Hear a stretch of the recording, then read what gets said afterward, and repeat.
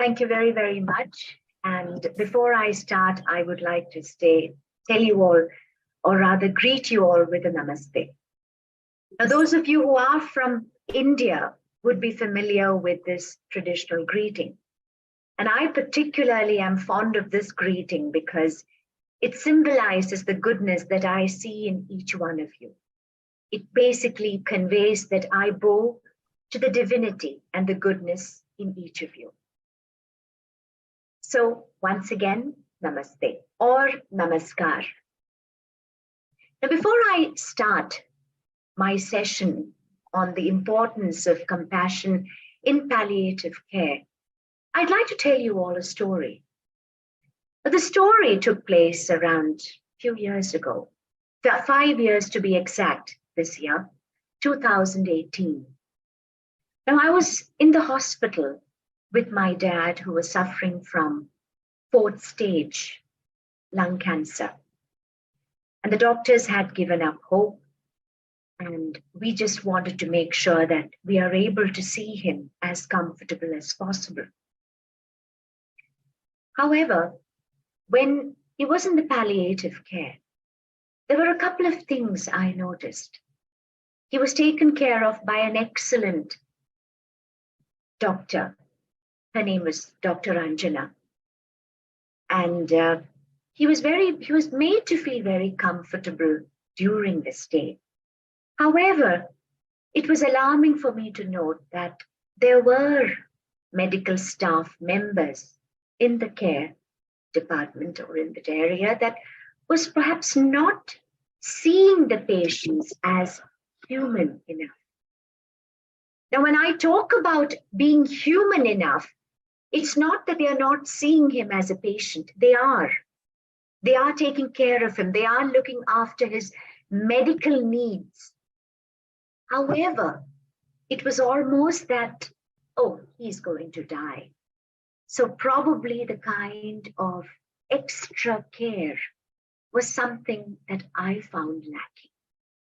And that is what made me think about how important compassion plays in palliative care. How many of you here are medical doctors? If I could see a show of hands, please.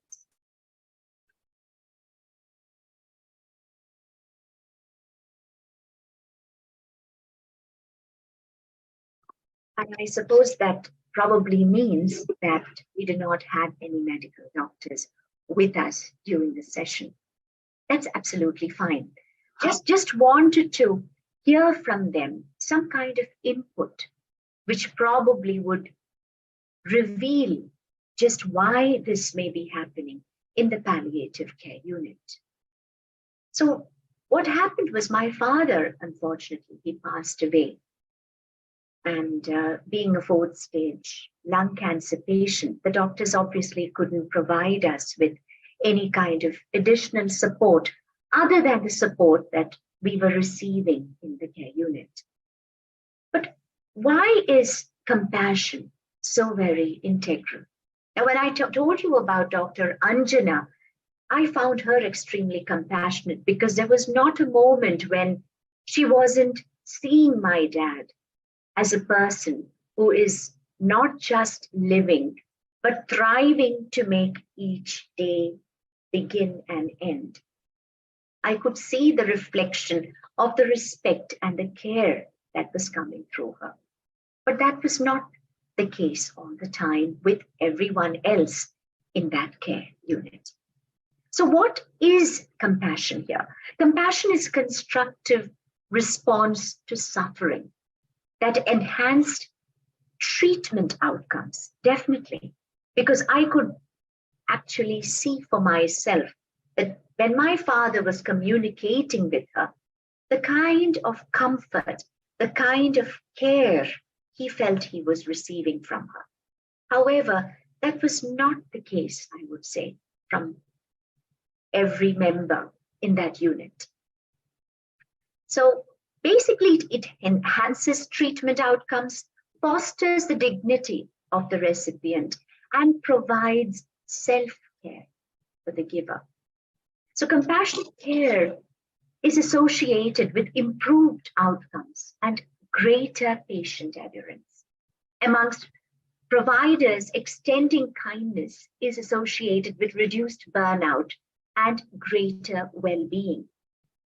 In palliative care, compassion is seen as a virtuous response that seeks to address the suffering and the needs of a person through rational understanding and action.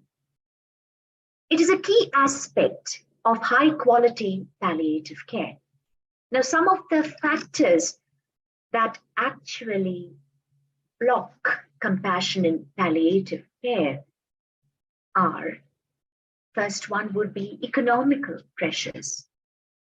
Now, obviously, I think every palliative care unit or any care unit that is providing treatment or care would require to be well equipped, will not or probably have to face any issues because of lack of economic support. The second one is moral distress. Now, we have no idea, I admit, we have no idea of what the nurses and the medical doctors are going through in a palliative care unit. We have absolutely no idea. They might be undergoing a lot of stress, either due to workplace challenges or it could be their own personal challenges. So definitely distress is also one of the reasons why patients may not be receiving the care they need. The third one is rather obvious, yet very critical. That is work overload. Now, I was personally very surprised and very concerned by the number of hours the medical staff was putting in every day. My father was in the hospital for a couple of months, so every day I would be interacting with the nurses and the medical staff as well, the rest of the medical staff. And I could see that they were so very busy. Perhaps it was because they were so very busy and possibly there was a work overload, which makes it difficult for them to show the adequate compassion that a patient requires. The fourth one is a toxic organizational culture. Now, I think when it comes to any organization, it doesn't matter what kind of organization it is, there is always a danger of toxic culture affecting the overall performance of the organization. So I think what we need to consider here is that are palliative care units being held open or functioning adequately and well? Are the staff members being taken care of well as well? The fifth one is lack of adequate communication and compassion training. Now, training is very vital. I'd like to know how many of you right now who are attending this session, how many of you have a training background here? Can I see a show of hands, please? It's always wonderful to see the videos switched on, but I understand that may not be possible. But how many of you are into training and in a similar field relating to training and education here? Can I see a show of hands?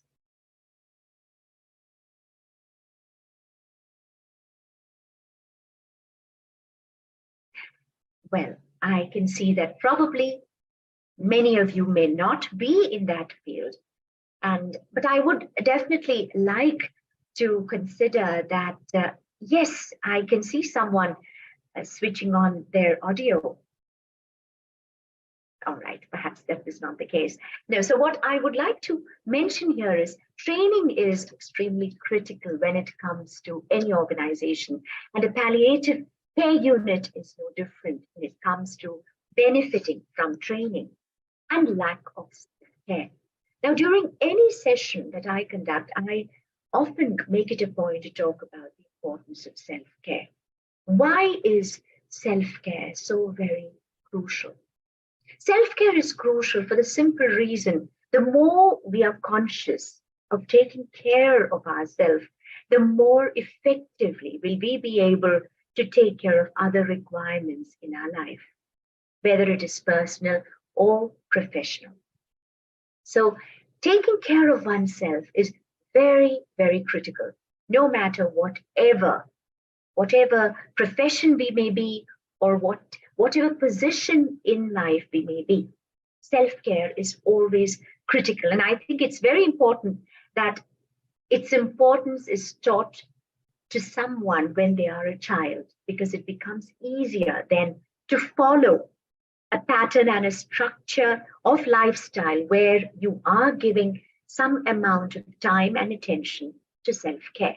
And I can assure you, to all of you, that self-care need not be seen as something which is selfish, because that is also a question that has often been asked to me, whether if we are paying attention to self-care, are we not being a little selfish?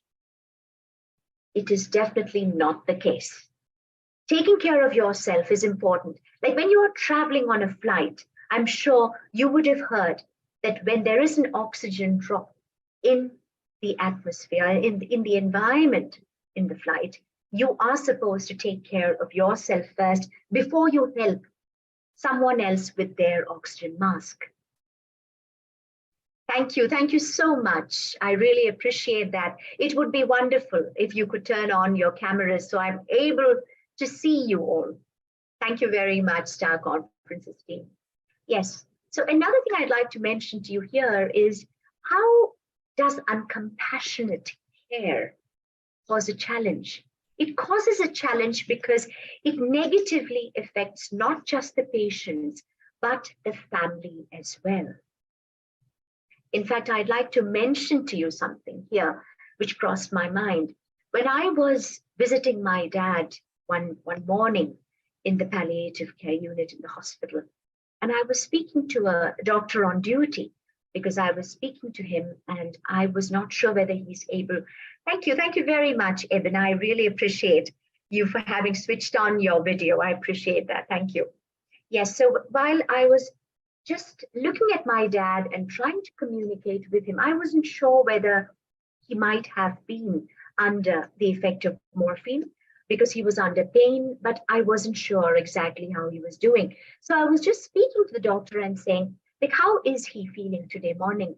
Was he conscious? Did you interact with him? And this doctor just goes up to him and literally just starts, are you there? Are you there? And I was shocked, because perhaps that's the way maybe he's used to waking up patients or helping them to regain consciousness, but I'm not sure if that was the right approach. I certainly wouldn't want my father to be woken up in that manner, which I found very rude. I mean, he's already under pain, and if you have someone who goes up to him and says, are you okay? Are you okay? It is definitely something which can be very, very distressing, and definitely there is a great level of discomfort involved. So that was particularly a moment of discomfort for me as well, and for my father, who may not have probably consciously realized, but I wasn't happy about the way how, as a patient, he was being treated.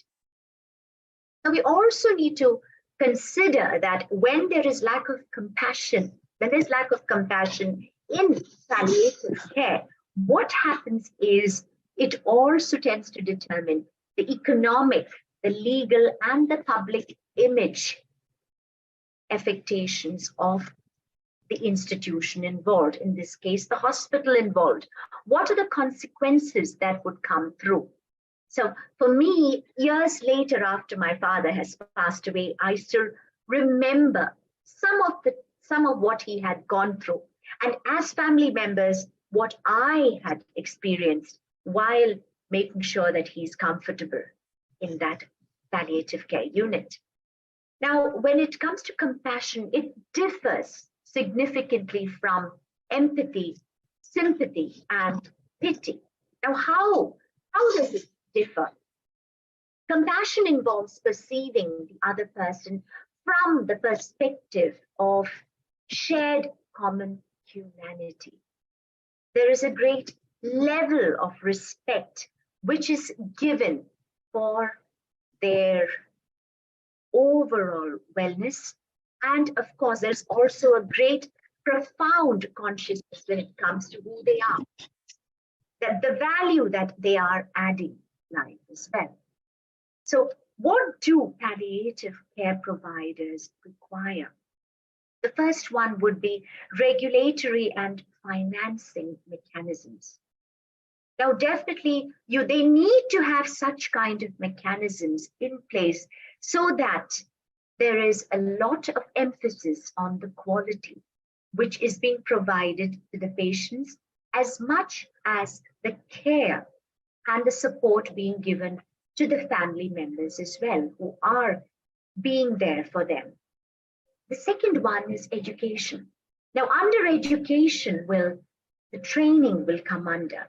What kind of training is being provided for the staff and, of course, the support team in the palliative care unit? And I think when it comes to compassion, it can never be stressed enough. Because compassion, as we all know, can not just help patients, but it also makes the family members feel very, very comfortable when it comes to knowing that their loved ones are being given the best possible treatment, not just medical assistance, but also in terms of the support and the basic care that they need to make sure that they are comfortable. The third step is also to create public awareness about the importance of compassion and palliative care. So the public are also very, very conscious when it comes to palliative care and how important they need to also be aware of, or when they are also possibly even visiting patients. I think one of the interesting, I would say, situations that come to my mind when I'm talking about public awareness here is, I remember that there were a few people who had come to see my dad. And I think they were probably the only people who came, because after that, my dad requested that, please, I do not want anyone to come and see me in that state, which was, I can quite understand, because he was unable to speak. He was in a great level or amount of pain as well. So what happened was, there were these few people who had come, well-wishers, and including people who really cared for him. But they came and they were looking at him and they were saying, yes, I think he's looking okay. Now, there are a lot of comments that people sometimes make because they don't know what to say. When they see a patient lying on the bed in a palliative care unit, they really don't know what to say. You want to be helpful, you want to say the right things, but what we say may not be helping the patient. So when you start talking about, oh yes, I think he's looking okay, if you're going to discuss it with the person who is taking care of him, or probably someone who is there next to him, you don't want that, because the patient is already undergoing a lot. So I think the public also needs to be made aware of how they need to be visiting, what kind of frame of mind they need to have when they are visiting patients. It's difficult to be very cheerful, I understand, but it's also important not to sound morbid or not to make comments which can kind of make patient and the family members feel extremely concerned about what is being told to them. Because at that moment of time, what they require is a lot of support emotionally. Now, what kind of care do they require? How do you show compassion? The first one is practice good manners. I think that is important, whether you are in you're in any organization or whether you're part of any team, practicing good manners. The second one is show personal interest. Now today, why I remember Dr. Anjana, after so many years, I still have contact with her, by the way, and why I have such kind of regard for her, and I think such kind of admiration for her today is only because of the personal interest she had taken regarding my father's well-being, regarding her concern for the rest of the family. Now, I think that is very, very crucial here, because we need to show personal interest if we are working in a palliative care unit. The third one is to take time to think about what the patient as well as the family members may be going through. Now, I'm not sure how many of you have had the unfortunate experience of seeing your loved ones in a palliative care unit. If you haven't, I'm extremely happy, and I'm grateful to God that you haven't had that experience. But for those of you who may have had a similar experience like mine, you would know that it is extremely painful. Seeing your loved ones suffer, not being able to really tell them that they are going to be fine and you're going to be back home with us. You know you can't tell them, because first of all, it would be very, very awkward. Secondly, especially when you know that the patient is not going to believe you. It's very sad that already they are under distress and they are hearing someone telling them lies. So how can you show the kind of interest? How can you kind of spend time to think about what they are going through? And that is something which I believe the palliative care staff, medical staff, as well as a support team needs to be made aware of, because there's a lot that the family and of course the patient is going through. Fourth one is acknowledging the feelings. Now, every time I'm talking about my own experience, every time I would go and meet my father and I would leave, I can obviously only stay for a very little time in the palliative care unit. And every time I would leave, every time I would think that I really don't know how I'm going to help him feel better. So I think it's very important that the doctors who are present there, as well as the staff, know and respect that every family member who's visiting their loved ones there they're going through a lot of confusion, a lot of regret, and of course, a lot of distress. And number 5 is also, when it comes to caring, taking time to take care of your own needs. We need to take care, especially if we are working in a palliative care unit, to take care of your own requirements or our own requirements. This is where self-care comes in. So self-care can never be stressed enough, actually. So some of the areas, we have 6 key areas of care that is very, very crucial, whether it's in a palliative care unit or whether it is in any other self-care related or social welfare related organizations that includes orphanages even, or residential institutions for the elderly, or for the I think people who require assistance, who probably have been abandoned by the family. So anywhere where this compassion is playing such a crucial role, there are 6 key areas. The first one is, of course, care. Care is the first one. The second one is compassion. So how do we show compassion is something that I have already discussed. The third one is courage. Absolutely. I think anyone who would have worked in a palliative care unit knows how important it is to be bold, it is to be courageous.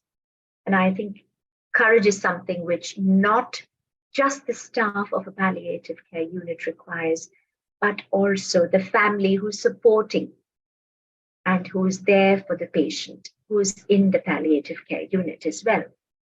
The fourth one is communication. So communication is very, very crucial. So I think when you have family members who want to just talk, it need not even be something relating to directly to the future treatment of the patient in the palliative care. It could just be the present situation. Are they receiving the right care? Should we take the patient to another place? Now, these are all questions which family members often are thinking about.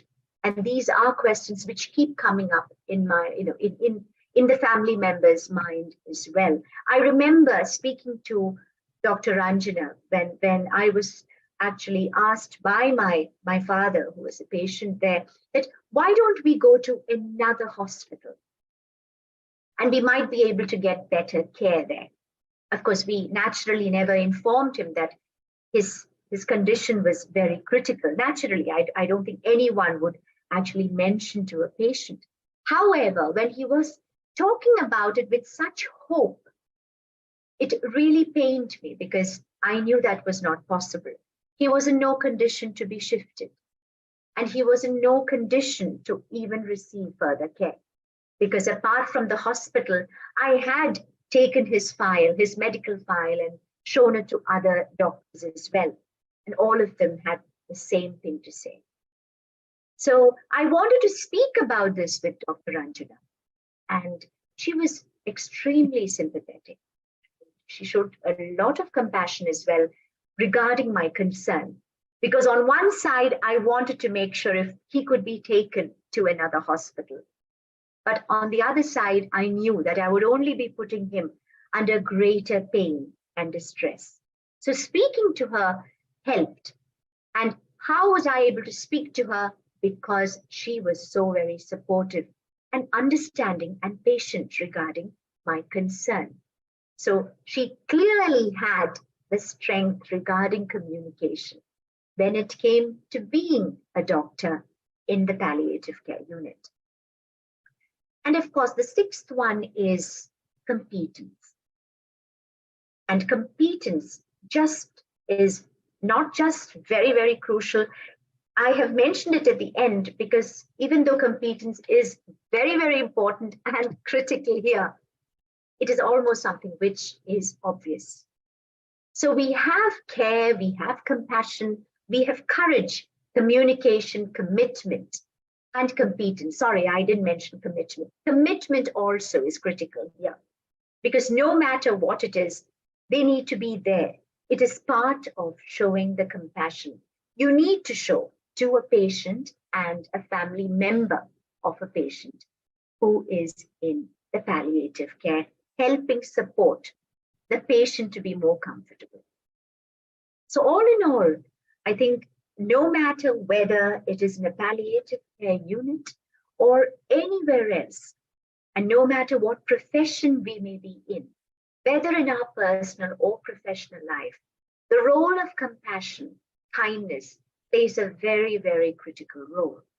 For the simple reason, because it makes us more conscious about our purpose and about our responsibility that we have as a member of society.